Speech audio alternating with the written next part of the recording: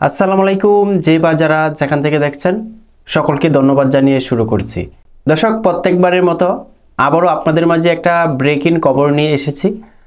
তো খবরটা অত্যন্ত গুরুত্বপূর্ণ হতে চলেছে, সকলকে মনোযোগ দিয়ে শোনার জন্য আহ্বান জানাচ্ছি। দর্শক, অবশেষে জাতীয় সঙ্গীত পরিবর্তন নিয়ে কথা বললেন ধর্ম উপদেষ্টা আফম খালিদ হোসেন বলেছেন, জাতীয় সঙ্গীত পরিবর্তন নিয়ে ভাবা হচ্ছে না। বিতর্ক সৃষ্টি করে এমন কিছু অন্তর্বর্তী সরকার কখনো করবে না। দর্শক, সারা বাংলাদেশে একটা ব্যাপক আলোচনার জন্ম দিয়েছে জাতীয় সঙ্গীত পরিবর্তন নিয়ে। তবে দর্শক, জাতীয় সঙ্গীত পরিবর্তন হচ্ছে না বলে দিলেন ধর্ম উপদেষ্টা।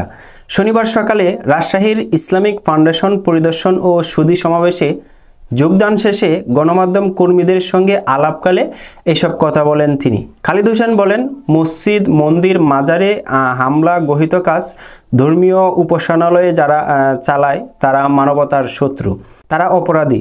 প্রচলিত আইনে তাদের বিচার করা হবে। দর্শক, বাংলাদেশে ইতিমধ্যে আরেকটা যে খবর সেটা হচ্ছে অনেক মাজারে দেখা যাচ্ছে হামলার করা হচ্ছে। তবে মাজারে যারা হামলা করেছে তাদেরকেও আইনের আওতায় এনে বিচার করা হবে বলেছেন এই ধর্মমন্ত্রী। দর্শক, বাংলাদেশে একটা মহল জাতীয় সঙ্গীতকে পরিবর্তনের জন্য আপ্রাণ চেষ্টা চালিয়ে যাচ্ছে এবং করছে।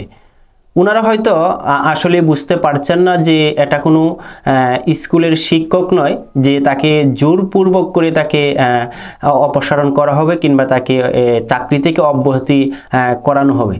এটা কোনো আওয়ামী লীগ নেতার বাড়িঘর নয় যে পাকা বাড়ি পেয়ে অগ্নিসংযোগ কিংবা ভাঙচুর লুটপাট করতে কোনো সমস্যা হবে না। এই জাতীয় সঙ্গীত হচ্ছে 18 কোটি মানুষের আবেগ। এই জাতীয় সঙ্গীত নিয়ে যে বা যারা কথা বলবে তারা হয়তো 100 বার ভেবেচিন্তে কথা বলার প্রয়োজন। এই জাতীয় সঙ্গীতের ইতিহাস অনেক লম্বা। এই ইতিহাস যারা পড়েছে তারা হয়তো জাতীয় সঙ্গীত চেঞ্জ হবে কিংবা পাল্টানো হবে তারা কখনো বলবে না। দর্শক, যারা চাচ্ছে জাতীয় সঙ্গীত পরিবর্তন করতে তারা কিন্তু সবসময় মাথায় রাখতে হবে, জাতীয় সঙ্গীত কখনো চেঞ্জ করা কোনো সরকার কিংবা কোনো ব্যক্তি, কোনো মহল শতবার চেষ্টা করলেও করতে পারেনি আর পারবেও না। সকলকে যেটুকু পেরেছি বলেছি। ধন্যবাদ, সকলের সুস্বাস্থ্য কামনা করছি।